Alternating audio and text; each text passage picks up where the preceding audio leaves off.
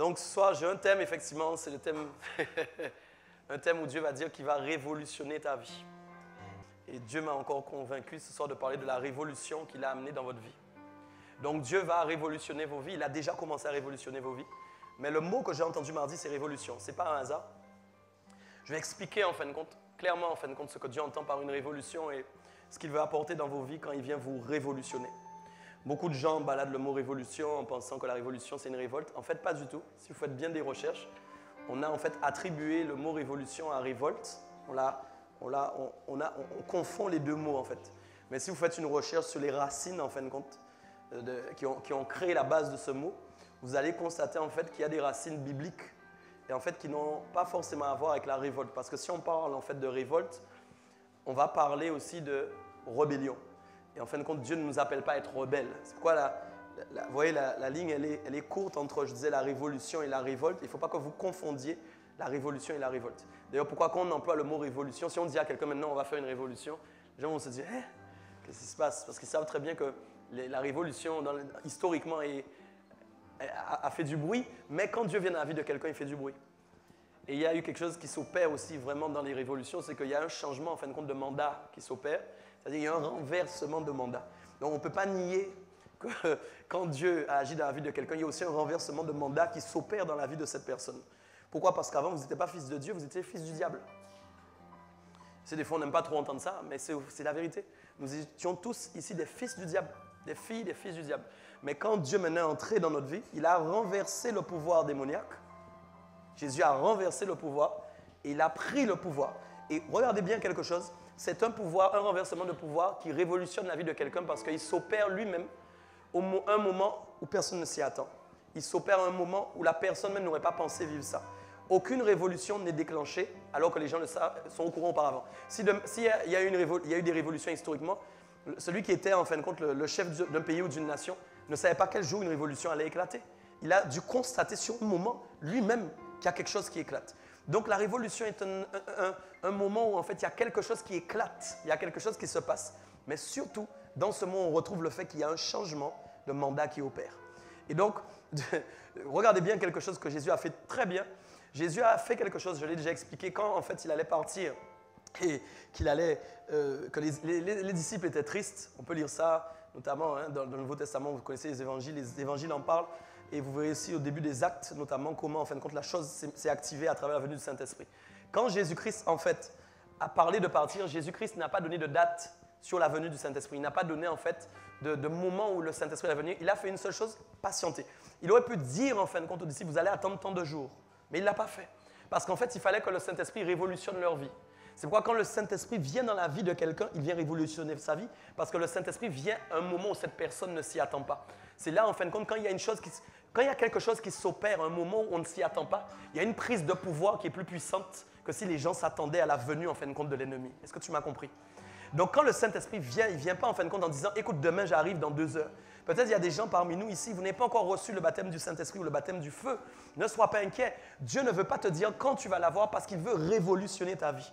Et beaucoup de gens raisonnent en fin de compte sur le moment, sur quand ça va arriver, réfléchissent pourquoi je n'ai pas encore eu, pourquoi ça ne s'est pas encore arrivé. Non, vous ne devez pas réfléchir sur ces choses parce que vous n'êtes pas au contrôle de ces choses et c'est Dieu qui opère pour révolutionner votre vie. Donc quand le Saint-Esprit de Dieu est arrivé en fin de compte, alors qu'ils étaient dans la chambre haute, le Saint-Esprit est arrivé en fait et ils ont eu une révolution. Il y a eu une révolution. Quand la révolution s'est opérée, il y a eu la manifestation de la révolution. Parce que quand il y a eu la prise de la Bastille, vous vous rappelez? Mes amis, il y a eu une manifestation, il y a eu des choses qui se sont opérées pour créer cette révolution. Alors, Dieu, lui maintenant, par son esprit, il a révolutionné. Ce jour-là, le jour de la Pentecôte, quand maintenant le Saint-Esprit est descendu, il s'est passé une chose formidable, c'est qu'il y a eu la manifestation de la révolution. Et la révolution s'est manifestée à travers, en fin de compte, la manifestation de la puissance du royaume des cieux qui s'est matérialisée sur la terre et qui a commencé à manifester les choses qui se passaient dans le ciel. Parce qu'en fait, la Bible dit même, nous avons reçu les arts de l'esprit, c'est-à-dire une réservation, une petite quantité qui nous permet de réserver les choses du royaume, qui veut dire en fait que quand il y a la manifestation des choses du Saint-Esprit, vous vivez en fait que des prémices. Donc les prémices, c'est quoi? C'est des petites choses en fait que Dieu donne finalement. Mes amis, si nous pouvions avoir accès maintenant à toute la gloire du royaume des cieux, il y aurait une révolution tellement grande que tu ne serais plus là. toi-même ton corps ne pourrait pas tenir en fin de compte dans la sphère du royaume. Là, si le royaume de Dieu venait maintenant, je ne parle pas de quand il a dit le royaume des cieux est déjà venu vers vous, je parle du royaume réel de Dieu, vraiment là où il est dans le troisième ciel. S'il devait venir, il n'y a aucun d'entre nous, à cause de la révolution qui opérerait, qui pourrait tenir. C'est pourquoi la Bible dit que quand Jésus va venir, tous genoux vont fléchir. Il n'y a pas de possibilité parce que la prise d'assaut, personne ne pourra s'opposer. Même si Emmanuel Macron voudrait, il ne pourrait pas. Même si je ne sais pas le président qui sera en lice à ce moment-là, aucun d'entre eux ne pourra tenir devant Jésus-Christ. Toute langue va confesser Jésus-Christ comme Seigneur. C'est pourquoi c'est une méga révolution déjà dans notre vie de savoir en fait que Dieu déjà nous a permis de déclarer que Jésus-Christ est Seigneur. Nul ne peut déclarer que Jésus-Christ est Seigneur sans être inspiré par le Saint-Esprit. Ça veut dire que quand même nous disons, il n'y a personne d'entre nous qui peut dire ça sans être inspiré par le Saint-Esprit. Ce n'est pas ta propre révolution, ce n'est pas ta propre guerre que tu as créée. Non, non, c'est Dieu qui a révolutionné ta vie. Ça, c'est très important. Donc on doit comprendre que quand il y a une révolution qui s'opère, il y a un changement de mandat. Et c'est ce dont je vais vous parler pour que vous puissiez être en feu tout le temps pour le Seigneur et que vous restiez tout le temps éveillé. Parce qu'il n'est pas possible que si vous avez changé en fin de compte de chef, il n'est pas possible que vous puissiez retourner à votre ancienne nature. Il n'est pas possible même que vous puissiez retourner à ce que vous avez vomi. Il n'est pas possible non plus que vous puissiez retourner dans votre passé. Sinon, ça veut dire que vous n'avez pas changé réellement de chef. Quand Jésus s'installe, il opère définitivement. Il n'opère pas en fin de compte dans un temps précis imparti, non, il opère jusqu'à l'éternité. Donc quand en fin de compte quelqu'un revient en arrière, il est en train lui-même de se détacher de Jésus. Mais jamais le chef Jésus-Christ ne voudra se détacher de vous. À cause de l'amour qu'il a pour vous. Pourquoi c'est extraordinaire que quand on lit la parabole du fils prodigue, on voit que malgré que tout ce temps-là, en fin de compte, les fils, les frères n'étaient pas contents parce que le père avait décidé, en fin de compte, de faire une fête pour lui. Parce qu'il ne comprenait pas, ce n'est pas dans la conscience de l'homme. Dieu a dit qu'il prend les choses folles de ce monde pour les rendre sages, c'est la vérité. Il n'est pas dans l'intelligence de ce monde, il n'est pas normal, en fait, que ces choses puissent se passer ainsi. C'est là où on voit la sagesse de Dieu et l'amour de Dieu. Donc comprenez bien, quand le fils prodigue maintenant est revenu, il y a eu une chose extraordinaire, malgré tout ce qu'il avait fait. Vous imaginez que si jamais vous avez 100 000 euros, vous donnez 100 000 euros à votre fils, il revient avec 0, et pire encore, il est à moins 0. Et vous dites la seule chose que vous pouvez trouver à faire, c'est une fête. Il y a des gens qui ne vont pas penser à faire la fête, ils vont se dire, je dois d'abord régler mes comptes avec lui, et après je ferai la fête. Mais Dieu n'a pas... Non, vous ne m'avez pas compris. Il y a des gens qui voudront faire une fête, mais ils vont d'abord penser à régler leurs comptes. Dire, je suis content que tu sois là, on va faire la fête après, mais d'abord on va régler nos problèmes, parce que qu'est-ce que tu as fait avec l'argent? Où tu étais? Le papa n'a pas eu le temps de réfléchir à où était l'argent, vous ne vous rendez pas compte? Mais 100 000 euros, essayez d'imaginer. Et vous dites, mais il faut que je sache quand même, qu'est-ce que le gars a fait avec mon argent? Mais non, mais la parole du fils prodigue explique que la première chose qu'il a voulu faire, c'est la fête. Autrement dit, d'abord, il fallait libérer son fils. Parce que le père ne voulait plus jamais que son fils parte. Mais parce que la première réaction que nous avons bien souvent, c'est d'abord d'essayer de régler les comptes. C'est un peu comme les gens qui ont les pierres et qui lancent en fin de compte et qui après, soi-disant, veulent aider parce qu'ils ont l'amour de Jésus. Quand les gens commencent à lancer les pierres, ils commencent à dire, c'est vrai, Jésus nous a dit c'est amour. Mais on a déjà lancé 10 pierres, on a cassé la tête de la personne, mais maintenant on vient avec l'amour, mais les coups de pierre sont déjà donnés. C'est quoi les gens ont conscience en fait de l'amour de Dieu sur le plan du raisonnement humain, sur le plan de l'intelligence. La faculté humaine, le cerveau est très... Vous savez, le cerveau est une grosse machine. Dieu nous a créé avec une performance incroyable. Vous n'avez qu'à voir tout ce que les gens font, même quand ils ne sont pas baptisés du Saint-Esprit et tout ça. Ils font des choses incroyables. Comme quoi l'intelligence est incroyable. Beaucoup de gens, en fin de compte, matérialisent l'amour sur le plan de l'intelligence. C'est vrai que nous disons souvent avec les pasteurs, l'amour est d'abord une prise de décision. Ça, c'est vrai. C'est d'abord un starter, c'est-à-dire c'est ce qui nous permet d'abord de démarrer. Mais sachez qu'en fin de compte, l'amour est divin. Donc quand en fin de compte, vous faites la prise de décision, il y a un amour en fin de compte qui arrive du ciel. Vous ne pouvez pas aimer comme Dieu a aimé si le Père ne vit pas en vous. C'est ce que Christ a très bien expliqué. Il a expliqué que s'il a fait les œuvres de son Père, c'est parce qu'il était dans le Père et que le Père était en lui. Il était impossible pour Jésus-Christ dans un corps d'homme de faire les œuvres de son Père si son Père n'est pas en lui. Autrement dit, lui-même aussi avait le surnaturel de Dieu au niveau de l'amour. Si le Père n'est pas en Dieu, il n'est pas possible pour Christ non plus de réaliser les choses qu'il a fait quand vous lisez la Bible. Ce n'est pas possible. C'est pas possible. Tu ne peux pas aimer des gens qui crachent sur toi comme ça. Tu ne peux pas aimer des gens qui te clouent, qui te flagellent. Tu ne peux pas dire comme ça, oui, j'ai compris qu'il faut aimer. Je fais le choix d'aimer. Clouez-moi. Non, ce n'est pas vrai. C'est pas vrai. Votre choix est d'abord le starter, c'est-à-dire vous faites le choix d'aimer. C'est une prise de décision parce que vous ne voulez plus jamais haïr quelqu'un, vous ne voulez plus jamais en fait détester quelqu'un. Donc votre prise de décision en cœur à cœur avec Dieu va permettre à Dieu en fait de manifester en fait un amour divin. Et c'est là où l'inspiration vient. Vous savez, l'amour, en fait, doit beaucoup nous inspirer. Et l'amour inspire nos actions. Allô? Ce que je dis est très important. L'amour inspire nos actions. S'il y a une action comme ça, c'est parce qu'elle est inspirée derrière. Il y a la pensée de Dieu derrière. Vous comprenez ce que je vous dis? C'est pourquoi des fois, il y a des actions qui ne se font pas parce que trop de chrétiens n'arrivent pas à avoir l'inspiration de Dieu. Je vais redire, il y a des actions qui ne se font pas parce que souvent, trop de chrétiens n'arrivent pas à avoir l'inspiration de Dieu. Et c'est ça qui est dommage parce que dans l'Église, il y a beaucoup d'actions que Dieu attend mais qu'il ne voit pas parce qu'il y a un manque d'inspiration.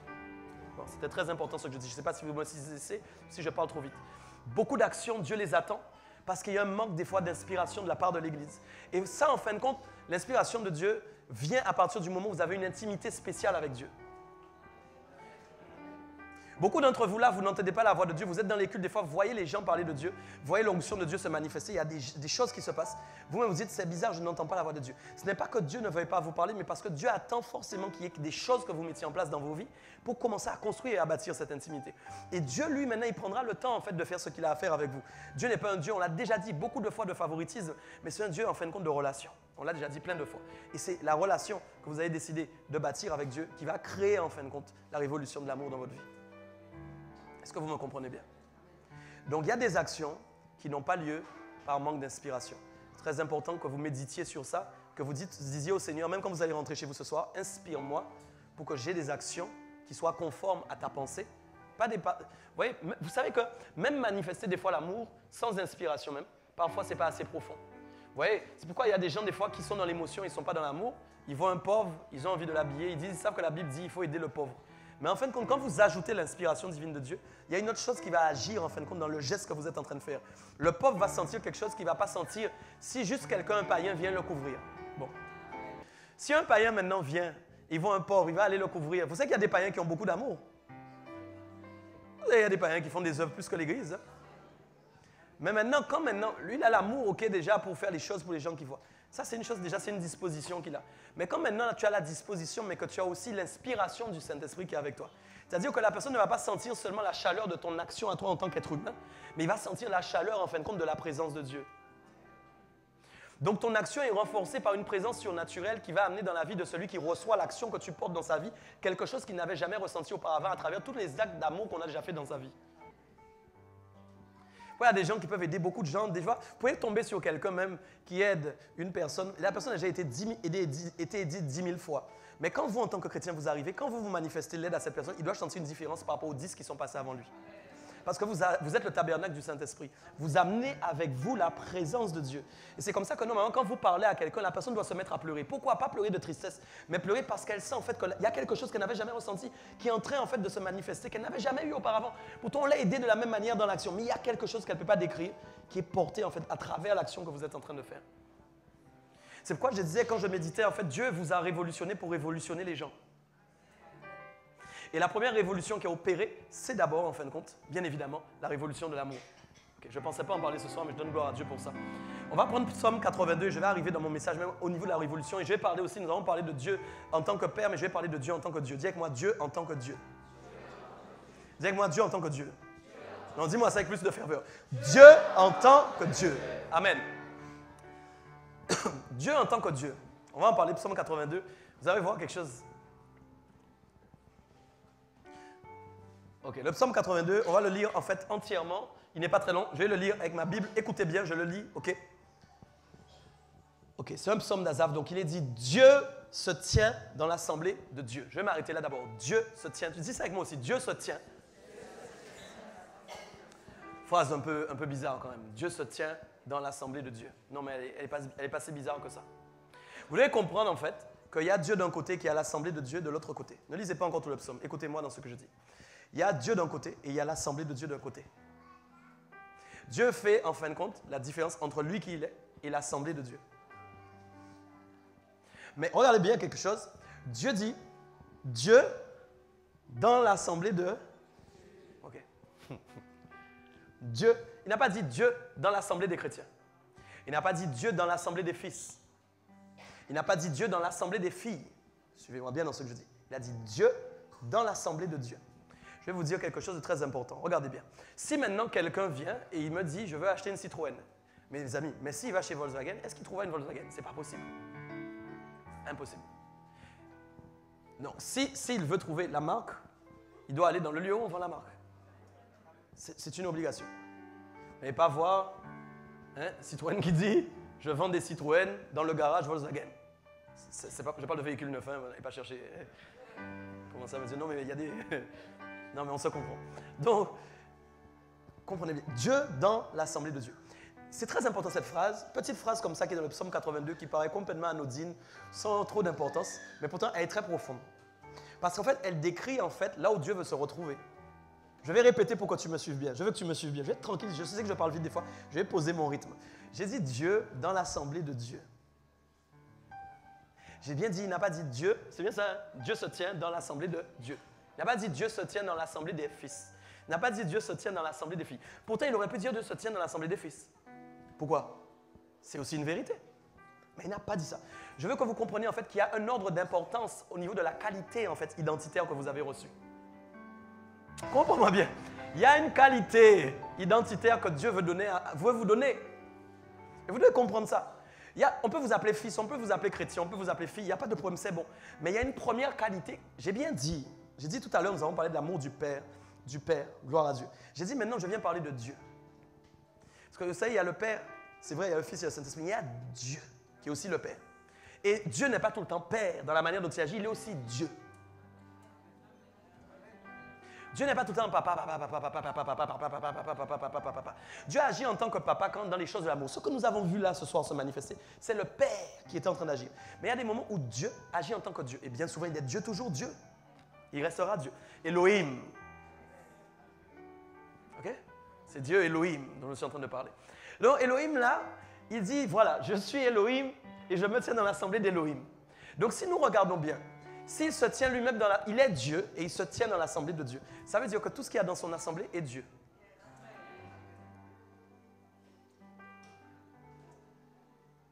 Quand Dieu vient dans son assemblée, il ne va pas regarder le poteau. Quand il dit je me tiens dans l'assemblée de Dieu, ce n'est pas le poteau qui est là, qui prouve qu'il est Dieu, qu'il est dans l'assemblée de Dieu. Non. C'est à vous qu'il regarde. Et c'est là où c'est fort, parce qu'il dit je suis Dieu et je me tiens dans l'assemblée de Dieu. Donc, si Dieu dit qu'il se tient dans l'assemblée de Dieu, dites-moi qui est dans l'assemblée? Je n'ai pas entendu assez fort. Vous êtes sûr de ça? Oui, c'est ça.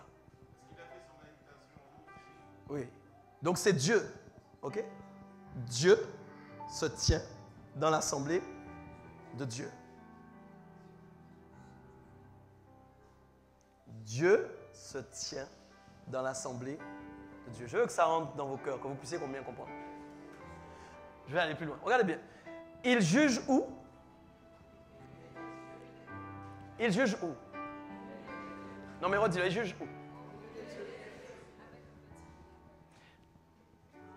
Merci. Il juge où? Ok. Vous avez vu une différence, hein? Entre là et là. Donc quand Dieu agit, il vient, il se tient dans l'assemblée de Dieu, il juge au milieu des dieux. Bon. Donc ça veut dire que Dieu nous voit comme des dieux. Pourquoi? Parce que je dois expliquer ça. Vous savez, j'ai parlé tout à l'heure de la révolution que Dieu veut opérer dans vos vies. Et j'ai dit, elle se manifeste en fait à travers quoi? Elle se manifeste à travers un changement de mandat et une révolution est immédiate. J'aimerais que vous vous rappeliez d'une chose. Quand Satan a été chassé, vous vous rappelez comment il a été chassé? La Bible disait quoi? La Bible disait, je voyais Satan tomber comme un éclair. J'ai cherché un éclair, c'est 3/10 de plus que la vitesse du son. Allô, allô, allô, vous ne m'entendez pas? Un éclair, quand un éclair tombe, il est propagé à 3/10 de plus que la vitesse du son. C'est là où on peut parler en fait de révolution. La façon en fait dont Dieu a fait tomber le mandat de Satan, c'était d'une manière révolutionnaire. La vitesse à laquelle il s'est employé à le rejeter du ciel, c'était incroyable. La Bible dit qu'il est tombé lui-même, il a perdu son mandat, il a perdu tout ce qu'il avait en un éclair. Je voyais Satan tomber comme un éclair. Allô? C'est pourquoi il y a des gens parfois, j'aimerais vous dire, je crois au Dieu du changement immédiat. Je vais redire ma phrase autrement, je sais que tu n'es pas parfait et que tu ne seras pas parfait du premier coup. Mais je crois au Dieu du changement immédiat. Je l'ai vécu, je l'ai vécu. Le 25 mai 2005, il m'a fallu une nuit pour changer. Tu ne m'as pas compris, non, tu ne m'as pas entendu. Tu n'as pas compris. Dieu a révolutionné ma vie en une nuit. Dieu n'a pas eu besoin de 10 jours, de 15 jours, de 20 jours pour évolutionner ma vie. Non, je te parle. Écoutez, faites bien la part des choses entre ce que je suis en train de vous dire. Je ne suis pas en train de vous dire que l'homme qui se tient devant vous est parfait, n'a pas de défaut. Ce n'est pas ça. Je suis en train de parler de la révolution qu'il a opérée dans ma vie et qui a changé ma vie radicalement pour toujours en une nuit. Beaucoup de gens ne vivent pas la révolution de Dieu. J'aimerais vous dire, la façon dont Dieu a chassé Satan, en fin de compte, du ciel, c'est la façon dont Dieu veut révolutionner ta vie d'un seul coup. Parce que je crois que si Dieu a jeté Satan comme un éclair du ciel, il veut aussi sortir Satan de ta vie comme un éclair. Je ne crois pas que Dieu a envie d'opérer avec des jours. Je ne crois pas que Dieu est en train de dire j'ai envie que Satan reste dans sa vie. On va avoir. Ne confondez pas avec la parole du blé, de l'ivraie, tout ça, on enlève. Non, non. Comprenez bien les enseignements qu'on vous donne. Je suis en train de parler de celui qui doit mener ta vie. Je ne crois pas que Dieu soit assis dans le ciel et en train de dire je vais attendre patiemment en fin de compte que Satan s'en aille de la vie de cette personne. Non, je n'y crois pas. Je crois que Dieu veut être radical dans la vie des gens. Je crois que Dieu veut opérer dans un nouveau mandat dans votre vie radicalement. Je vais expliquer. Reviens sur le verset, ce n'était pas fini. On doit continuer pour qu'on puisse voir bien. Alors, regardez, il juge au milieu des dieux. Ça veut dire en fait que Dieu est en train de parler. Dieu parle des hommes. Dieu parle des hommes. Dieu parle des hommes. Vous pouvez faire des recherches théologiques, vous verrez. Dieu parle des hommes. Peut-être qu'on ne vous a pas souvent dit, vous êtes des dieux. Je sais, c'est un truc très dérangeant, mais il ne faut pas que ce soit dérangeant. Hein. Ça n'enlève pas la qualité de fils, ça n'enlève pas la qualité d'enfant, ça n'enlève pas tout ça. Mais vous avez une qualité de Dieu. Dieu ne vient pas dans l'assemblée des agneaux. Bon. Jésus vient dans l'assemblée des agneaux. Vous ne m'avez pas compris. Dieu vient dans l'assemblée de Dieu. Pourquoi quand vous priez là, que Dieu vienne maintenant. Il faut savoir où il vient. Bon. Un Dieu n'opère pas comme un agneau. C'est pourquoi vous avez différentes qualités dans votre façon d'agir. Bon, on va parler du mandat que vous avez reçu. Donc la Bible dit, il vient, mais il vient juger. C'est très important parce que rappelez-vous bien, qui est-ce qui va être jugé au retour de Jésus d'abord? Allô, allô, allô. C'est l'Église qui va être... La Bible dit que d'abord, les premières personnes qui vont être jugées, c'est qui? C'est nous. Dieu ne va pas juger le monde d'abord. Allô? Il ne va pas aller d'abord voir les païens dehors et dire, hey, tu as fait ça. Non, Dieu va d'abord venir ici.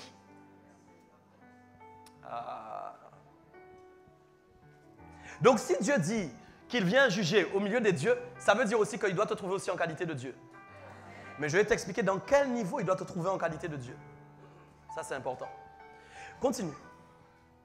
Jusqu'à quand jugerez-vous avec iniquité et aurez-vous égard à la personne des méchants? C'est important. Quand le psaume est donné, en fin de compte, il est en train de dire qu'il constate en fait qu'il y a des dieux qui sont en train d'agir, mais pas comme des dieux.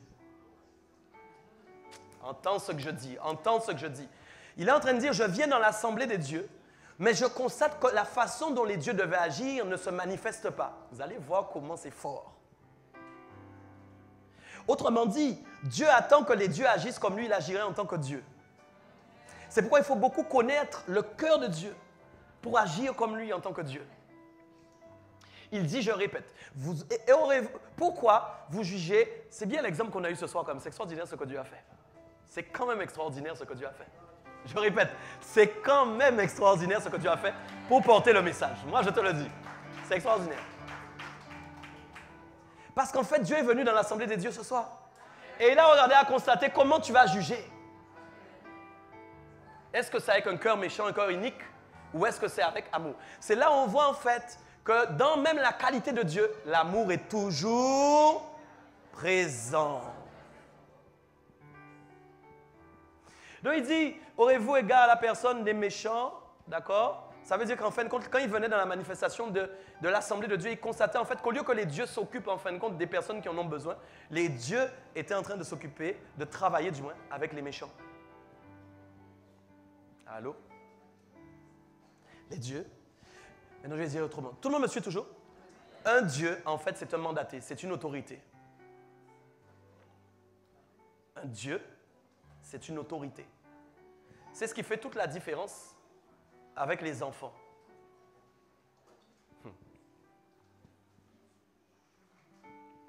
Le Dieu, c'est l'autorité. Quand on parle d'un Dieu, vous n'avez qu'à voir en fait comment les gens voient leur Dieu. Je parlais encore, là ce week-end, avec quelqu'un qui me parlait des dieux hindous. Et il me disait en fait comment en fin de compte ces dieux-là font des choses extraordinaires. Vous devez comprendre, est-ce que vous êtes avec moi? Un Dieu, c'est une autorité. C'est-à-dire qu'on pense qu'il peut tout faire. Bon. C'est ça un Dieu. Un Dieu a le monopole. Un Dieu, en fin de compte, est au-dessus de tout. Nous allons arriver. Continue pour moi. Rendez justice aux faibles et à l'orphelin. Ça, c'est quand même incroyable. Dis avec moi. Rendez justice aux faibles et à l'orphelin. Faites droit aux malheureux et aux pauvres. On va s'arrêter là. Voyez, dans notre conception humaine, quand on parle de Dieu, on n'aurait pas pu penser qu'on parlerait à un Dieu d'abord de ça. Parce que Dieu, dans notre esprit, c'est la force, c'est la puissance, c'est l'écrasement, c'est... Vous êtes d'accord avec ça? Oui, c'est ça. Un Dieu, c'est ça. Un Dieu, c'est un Dieu. Regardez les films. Quand on parle des dieux, on parle de quoi? Des dieux grecs, des dieux si. Ils font des choses, ils font des éclairs tomber. Et vous n'avez jamais vu un Dieu qui vous dit faites justice aux faibles et à l'orphelin. Non, ce n'est pas ce que vous voyez dans les films. Allô, sauf si on regarde d'autres films. Ce n'est pas ce type de Dieu qu'on voit. Parce qu'en général, quand on parle du Dieu, on parle toujours d'une force. Pourtant, quand Dieu lui maintenant va parler, il va dire quoi? Vous devez rendre justice en tant que Dieu aux faibles et à l'orphelin. Faites droit aux malheureux et aux pauvres. Ok, continue. Sauvez le misérable et l'indigent. Délivrez-les de la main des... Vous avez vu ce qu'un Dieu fait? Allô, allô, allô, allô, allô, allô. Est-ce que je parle à quelqu'un ce soir? Est-ce que vous avez vu ce qu'un Dieu fait? Ça veut dire que quand Dieu dit qu'il siège dans l'assemblée de Dieu, la première chose qu'il doit trouver, c'est quoi, les amis? C'est ça. C'est aussi pour ça que la Bible dit que la vraie religion consiste à visiter la veuve et l'orphelin et à sortir des souillures du monde. Dans Jacques. C'est pourquoi vous n'allez pas sortir de là en vous parvenant en disant « Je suis un Dieu hein, maintenant ». Non, tu n'as pas compris. Tu es un Dieu unique pour manifester le caractère du Dieu qui est dans le ciel. Afin que le Dieu qui est dans le ciel t'appelle Dieu sur la terre. C'est ça la réalité des choses. Continue, j'aime la suite. Ils n'ont ni savoir ni intelligence. Ils marchent dans les ténèbres. Tous les fondements de la terre sont ébranlés. Autrement dit, quand tu es un Dieu nommé par Dieu, mais que tu n'agis pas comme Dieu, qui est Dieu dans le ciel, tu seras comme quelqu'un qui est sans intelligence. Autrement dit, l'intelligence est intimement rattachée à la façon dont vous agissez avec les gens. Il y a un renouvellement qui s'opère dans votre intelligence et qu'il y a une mesure d'agrandissement dans votre intelligence à partir du moment où vous opérez comme un Dieu qui agit comme Dieu dans le ciel, c'est-à-dire en manifestant cet amour dont nous sommes en train de parler. Mais la suite est très importante. Vous pouvez lire ça pour moi? J'avais dit. Quoi encore? Vous êtes...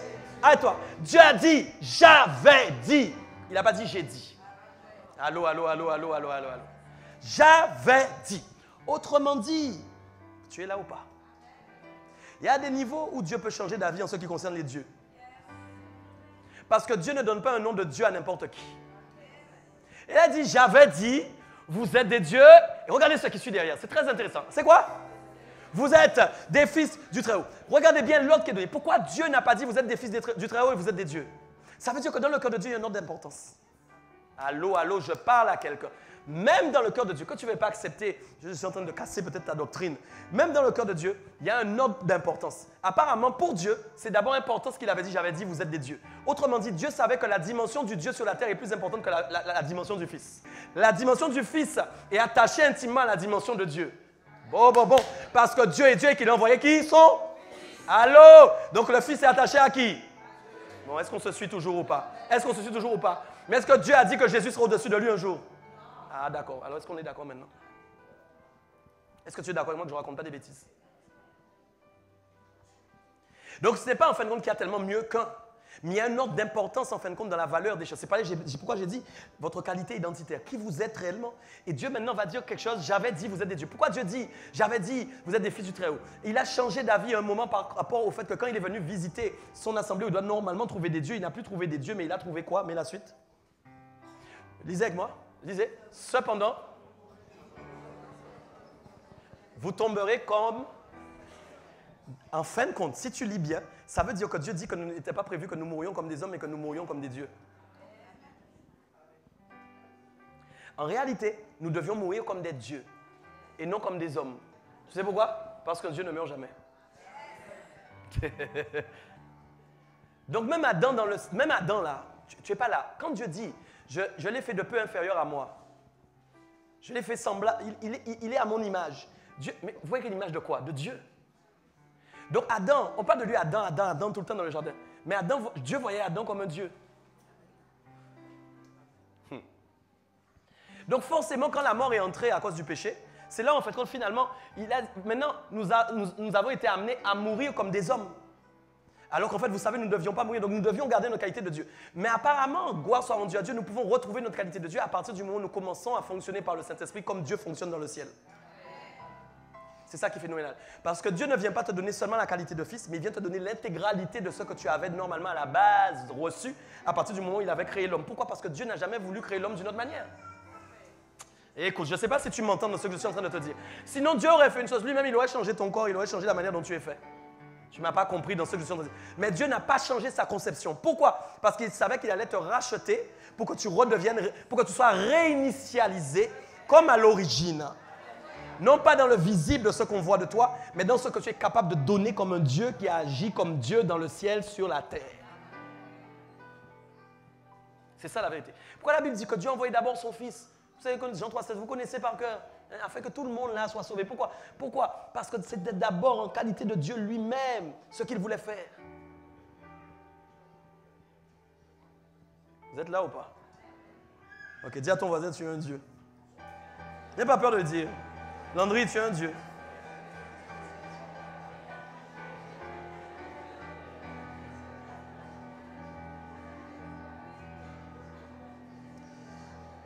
Je vais vous parler encore.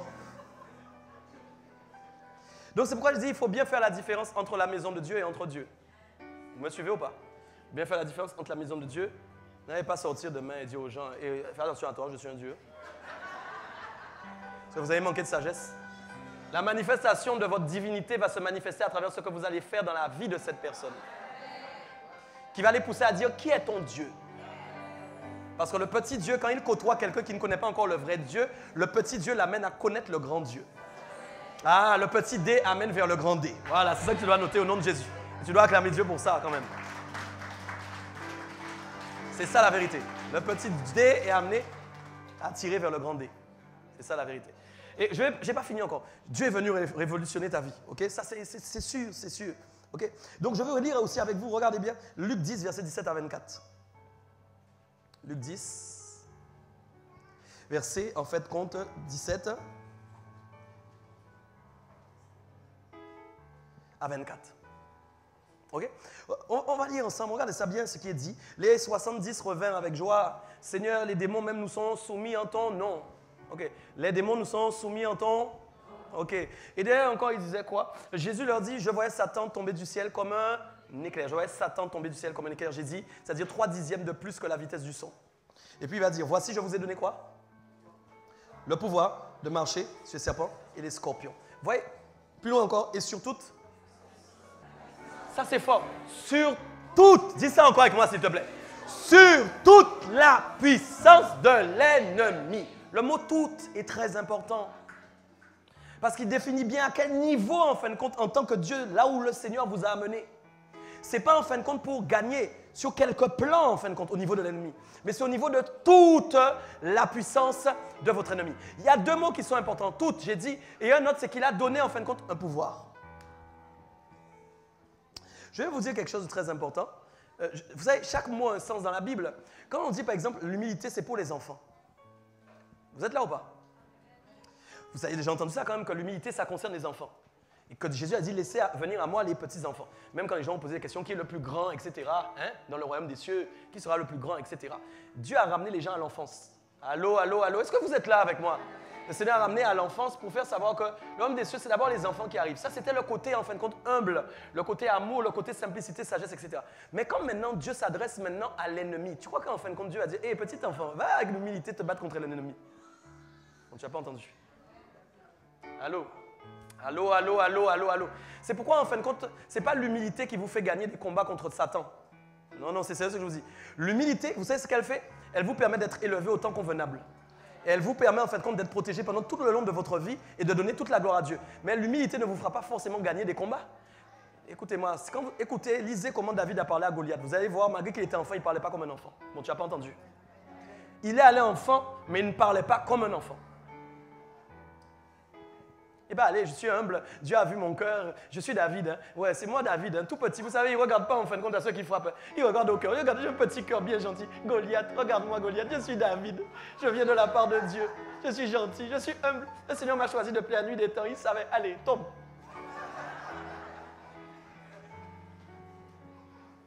C'est ça le problème. Non, David est arrivé avec la manifestation d'une autorité. On se demande pourquoi. Parce qu'en fait, quand David était un Dieu manifesté déjà depuis l'enfance. Quand tu arrives à en fait, tuer des lions, tuer des ours, c'est que tu as une autorité que quelqu'un d'autre n'a pas. Tout le monde ne peut pas faire ça. Mais tu as une autorité divine qu'on t'a... Il y a une autorité divine qui se manifeste dans ta vie. Je suis venu te dire ce soir que ton autorité divine doit se manifester et qu'il n'y a aucun démon qui doit rester dans ta vie au nom suprême de Jésus. Il n'y a aucun démon qui doit rôder autour de toi dans ta vie. Ce n'est pas possible parce que tu as reçu le pouvoir. Tu as reçu le pouvoir. Tu l'as reçu. Et donc, il leur dit, regardez bien ça. Il est venu leur dire, vous avez le pouvoir, pourquoi pour marcher sur quoi?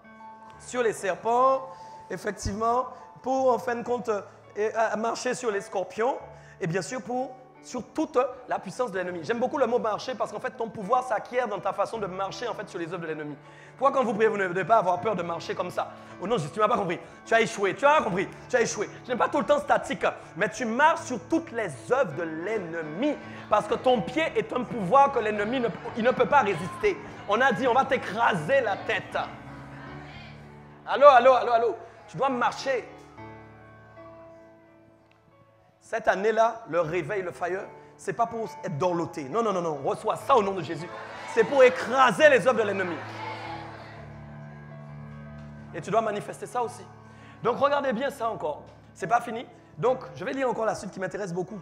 Regardez, verset 20. Cependant, ne vous réjouissez pas de ce que les esprits vous sont soumis, mais réjouissez-vous de quoi?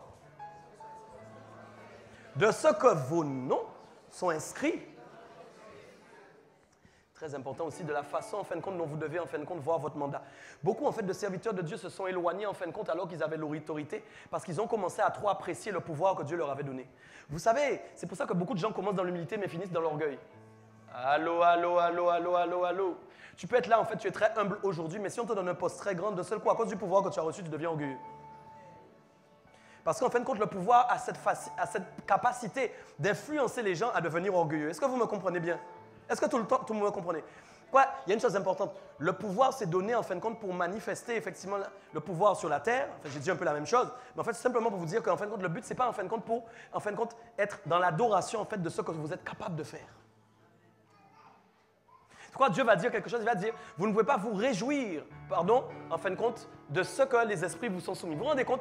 Parce qu'en fin de compte, les esprits vous sont soumis. Allô, allô, allô. Je répète, les esprits vous sont soumis. On va parler encore autrement au nom de Jésus. On va briser encore beaucoup de choses ce soir. Écoutez bien ce que je suis en train de vous dire. Maintenant, si dans votre vie, en fin de compte, il y avait en fin de compte des hindous, tu es là ou pas?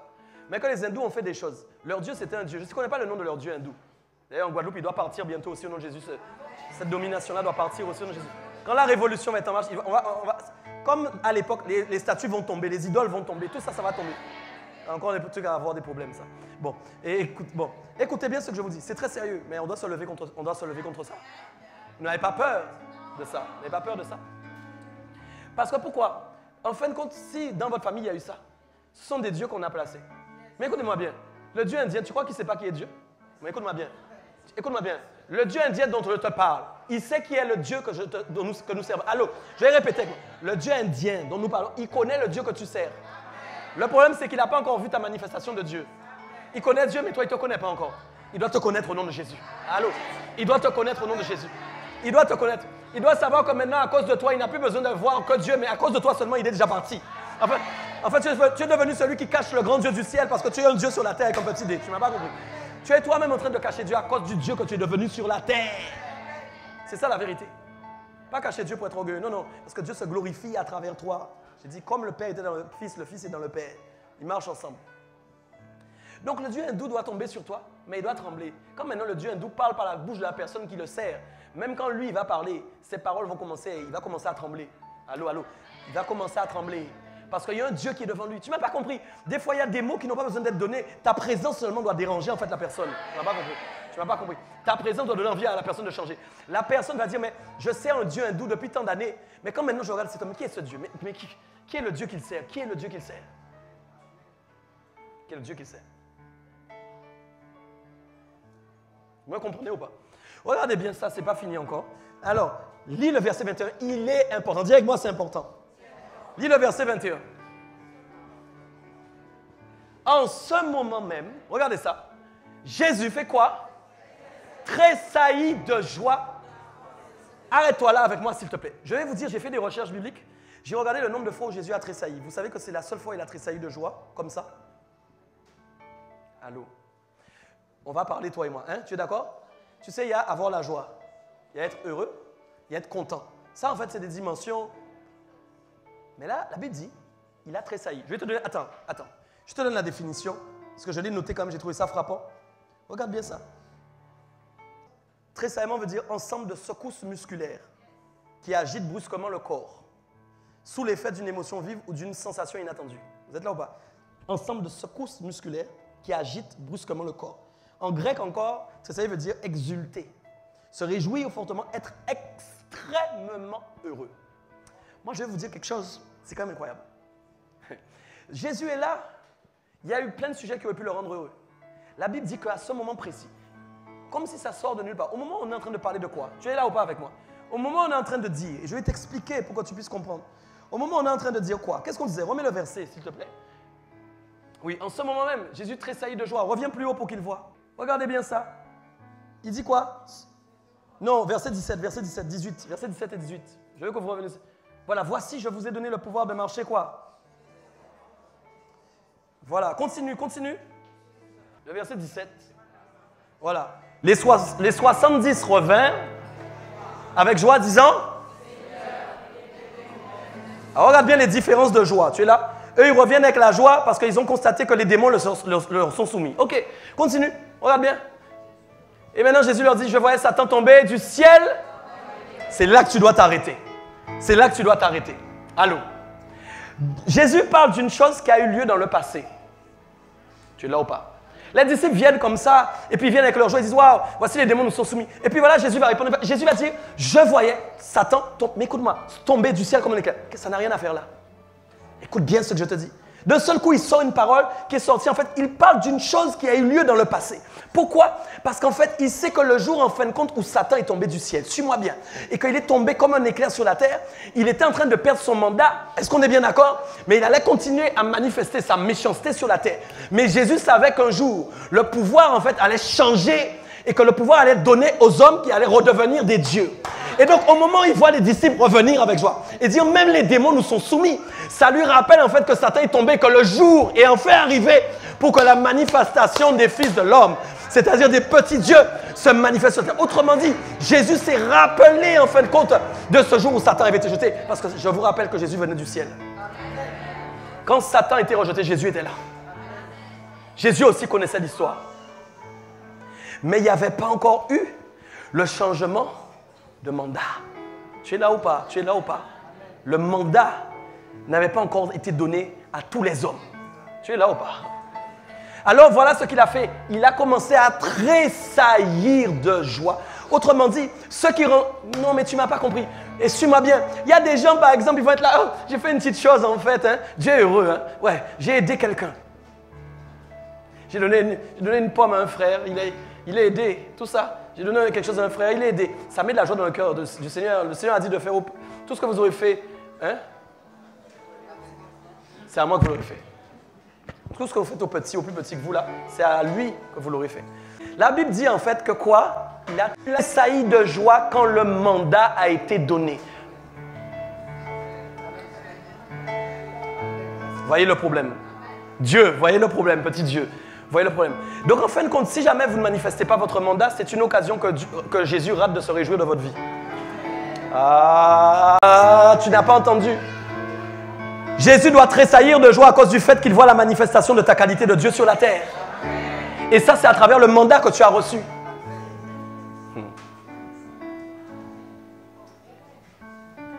Chacun d'entre vous, allô, je vais parler maintenant. Chacun d'entre vous ici, vous n'êtes pas appelé à vivre l'autorité dans la vie seulement des serviteurs de Dieu.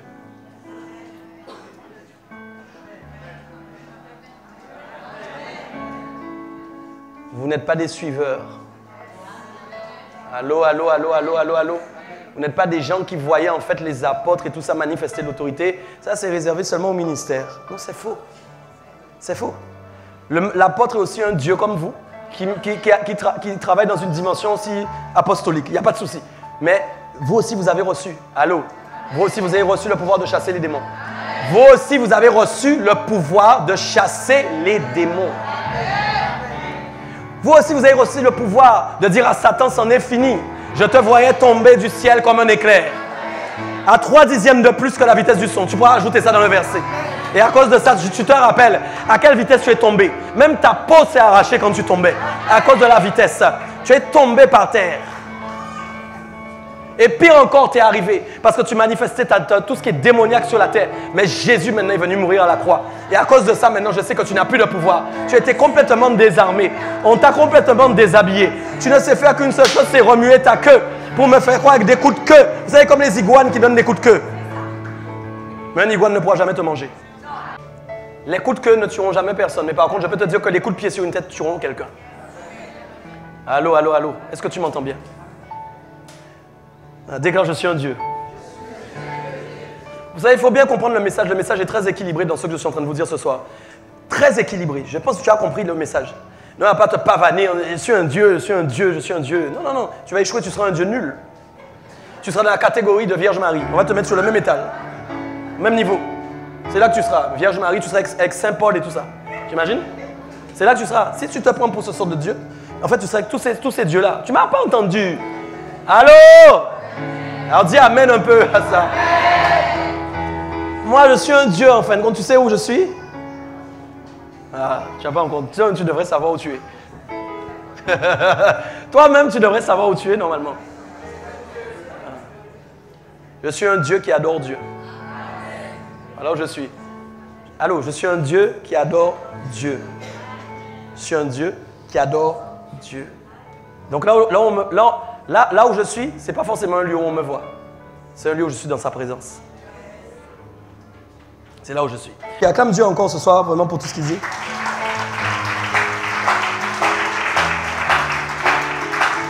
Donc vous avez vu que Jésus avait tressailli de joie. Je vais vous donner aussi un autre exemple qui prouve comment vous devez manifester, en fin de compte, votre autorité. Je vais finir sur ça parce que je ne pourrais pas aborder tout le message, il est tard, il y a eu beaucoup de choses. Mais regardez bien, vous devez dire, je dois manifester ma qualité de Dieu. Et Paul l'avait bien compris. L'apôtre Paul l'avait bien compris. Il n'avait pas hésité une seule fois à manifester son autorité. Regardez bien si on prend Acte chapitre 28, versets 3 à 5. Je vais finir sur ça. Acte 28, versets 3 à 5, pardon. Quelque chose d'important qui est dit. Acte 28, verset 3 au verset 5. Ok, on peut le lire ensemble. Paul ayant ramassé un tas de broussailles, l'ayant mis au feu, une vipère en sortit par l'effet de la chaleur et quand les barbares virent l'animal suspendu à sa main, ils se dirent les uns aux autres, assurément, cet homme est un... Reste là, reste là, reste là, reste là. Il y a un mot qui est important, c'est assurément. Quand tu dis assurément, ça veut dire que tu as l'assurance. Il n'y a rien qui te fait douter de la qualité de la personne qui est en face de toi. Quand tu dis assurément, cette personne est un voleur, assurément, cette personne est un méchant, assurément, cette personne est mauvaise, tu as l'assurance de ce que tu dis. C'est important, vous allez comprendre pourquoi. Parce que je crois qu'il y a des assuréments qui doivent être donnés sur votre vie afin de constater qui est vraiment votre Dieu. Bon, je vais redire ça autrement. Tu sais, la qualité de... Bon, tu es là toujours. Vous savez qu'il y a des dieux, on n'y croit pas tout de suite. Vous n'avez pas cru à tous les dieux sur la terre. Bon, arrête. Bon, il faut que je leur explique ça, Saint-Esprit. Regardez bien, Dieu me fasse grâce. Regardez bien quelque chose. Il y a maintenant plusieurs religions sur la terre et maintenant il y a des combats de dieux. Vous savez ça? Alors, le Dieu qui mange le riz, là, sa bouche ne s'ouvre jamais. J'oublie son nom. Il mange du riz tout le temps dans les restaurants. Le gars, il a du riz 24 heures sur 24. Lui, il fait un sacré jeûne, hein, lui. Il fait un sacré jeûne. Mais quel est son nom? Bouddha. Alors, il y a Bouddha. Et puis, après, tu as encore, bon, tu as bien sûr les saints et tout ça. Il y a d'autres encore, hein, on pourrait encore ajouter. Il y en a plein, les Shiva, tout ça. Mais maintenant, quand celui qui sert Shiva parle en temps de Bouddha, mais il dit, mon gars, Shiva est plus fort que Bouddha. Quand maintenant le gars de Bouddha entend parler de Shiva, et Bouddha est plus fort que Shiva? Non, mais attendez, mais attendez, Donc en fait, suivez-moi bien, en réalité, on ne croit pas à un Dieu tant qu'il ne s'est pas manifesté. Donc il veut dire, en fait, si le gars de Shiva voit le Bouddha agir plus que le sien, c'est là ce moment où il dit, peut-être mon Dieu n'est pas bon, je vais retirer, casser Shiva, je vais mettre Bouddha à la place. Mais le problème, c'est que les gens, en fin de compte, font des excursions d'idoles. Ils passent leur vie à chercher parce que l'âme de l'homme cherche Dieu. Tu vois où je veux, tu commences à voir un petit peu où je suis en train d'arriver avec toi. Tu vas voir où je suis en train d'arriver. Donc Dieu, en fin de compte, assurément pour les hindous, assurément, à mon avis, Bouddha n'est pas dans le coup. À mon avis. Maintenant, assurément aussi, Vierge Marie, alors là, ceux qui ont Vierge Marie, assurément Bouddha n'est pas dans le coup. Me suivez bien ou pas? Donc assurément, toi aussi, tu n'es pas dans le coup. Entends ce que je te dis. Entends ce que je te dis. La Bible dit, Paul maintenant est en train de marcher, il est en train de parcourir la terre et il est en train de faire sa mission puisqu'il est missionné par Dieu. Il fait étape auprès de barbares. Donc ce n'est même pas des chrétiens. Il est là, il y a eu, vous savez, une tempête au préalable. Ils ont failli mourir dans la tempête. Et donc même les barbares sont au courant qu'il a eu la vie sauvée et qu'il a atterri là. Mais les barbares commencent à accueillir. Mais donc les barbares ont entendu parler de lui. Vous savez que Paul avait une renommée. Et j'espère que tu as une renommée très mauvaise aussi.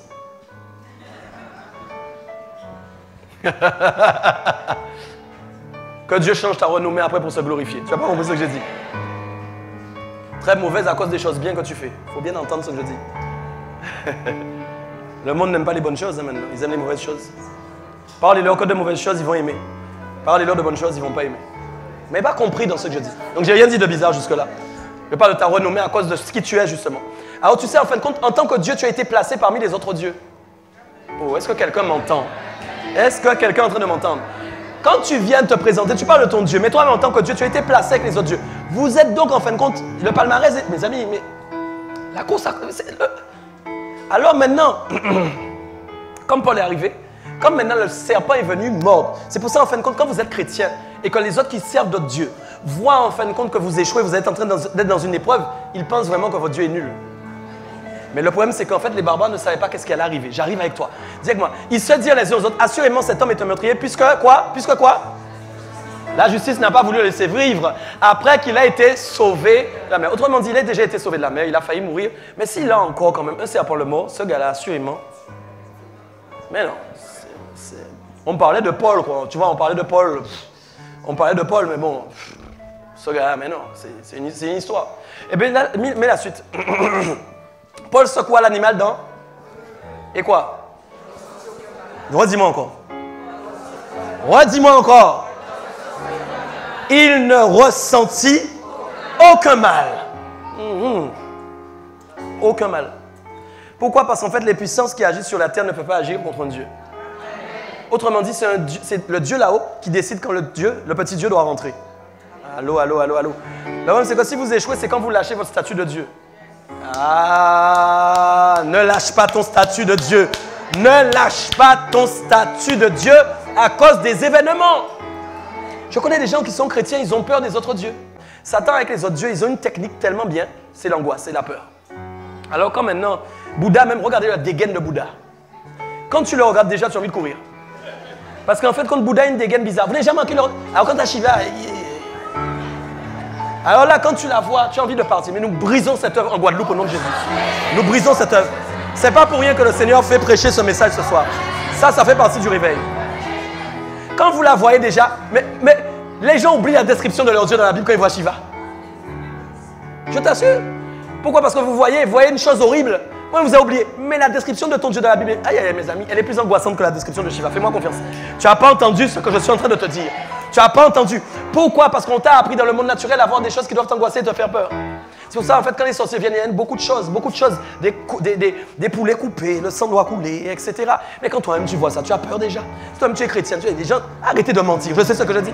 Si maintenant un sorcier vient, il va dire, je te dis, le gars avec une tête méchante, les cheveux jusque-là comme ça, les yeux bizarres, les yeux rouges, et bien ça, je sais que tu vas à l'église du véritable. Ce soir même, je travaille sur toi. Qu'est-ce que tu vas faire? Voilà pourquoi les chrétiens ne sont plus des dieux, parce qu'ils ont peur de tomber sur ce genre d'opposition. Je déclare au nom de Jésus, tu n'auras plus peur de tomber sur les oppositions. Tu tomberas dessus et tu manifesteras ta qualité de Dieu au nom suprême de Jésus-Christ de Nazareth. D'ailleurs, les sorciers doivent venir voir ce que tu fais. Donc mes amis, vous n'avez pas à avoir peur du diable.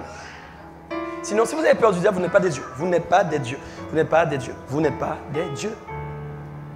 Donc je disais, on a dit, voilà, Paul secoua l'animal. J'aimerais que tu mettes la suite. Et je vais finir sur ça. Regardez, ces gens s'attendaient à le voir enfler. J'ai envie de te dire, il y a des gens qui s'attendent à te voir tomber.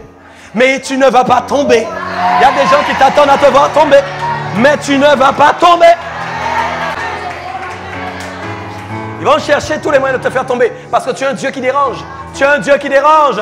Tu es un Dieu qui dérange. C'est très sérieux. Donc voilà, ils s'attendaient à le voir enfler ou tomber mort subitement. Beaucoup de gens ont prévu, ah oui, tu vas enfler cette année. Non, ils ont échoué. Tu vas désenfler. Même tu seras plus beau, tu seras plus belle, ta peau va briller, tes cheveux vont briller. Tu ne vas pas compris de ce que je te dis. Tes chaussures vont briller, tout ton être va briller. Tu seras la gloire de Dieu. Tu seras la gloire de Dieu. C'est ce que tu as prévu pour 2020. C'est le temps du réveil. C'est le temps du réveil. Tes ennemis se sont ligués contre toi, mais ils ont échoué, ils ont échoué, ils ont échoué, ils ont échoué, ils ont échoué radicalement. Ne crois pas à ce que tu vois et ce que tu entends. Crois à ta qualité, crois à ta qualité, crois à ta qualité, crois à ta qualité, crois à ta qualité. Crois à ta qualité. Il dit maintenant, ces gens s'attendaient à le voir enfler ou tomber mort subitement, mais après avoir longtemps attendu. Après avoir longtemps attendu. C'est comme ça que les gens, ça fait longtemps qu'ils attendent. C'est comme ça que les gens fonctionnent. Écoute, après avoir longtemps attendu, je déclare que tes ennemis, après avoir longtemps attendu, voyant qu'il ne t'arrivait aucun mal, je parle de toi, c'est de toi. Il fit quoi? Il fit quoi? S'il te plaît. Ils changèrent d'avis et dirent que c'était un Dieu. C'est ça la vérité. Ils changèrent d'avis. Tu m'as compris? Et on partit dire que c'était un fils, c'était une fille. C'est un chrétien, tu ne m'as pas compris. Il n'a pas dit c'était en fin de compte une personne. C'est un Dieu. Parce que quand ils ont vu sur l'étal tous les dieux qu'ils avaient déjà côtoyés, ils n'avaient jamais vu un Dieu faire ça. Ils n'avaient jamais vu ça. Moi, je déclare sur ta vie prophétiquement que tu feras des choses cette année que tu n'avais jamais fait auparavant et que les gens seront obligés de changer d'avis sur toi. Ça ne peut pas être autrement. Il ne peut pas y avoir de réveil sans que les dieux commencent à manifester la gloire de Dieu sur la terre. Il ne peut pas y avoir de réveil si les dieux ne se lèvent pas. C'est pourquoi les dieux doivent se lever pour faire tomber les dieux qui se sont installés en Guadeloupe. Parce que la Guadeloupe a un appel. La Guadeloupe a un appel. Dieu veut faire quelque chose avec cette île. Et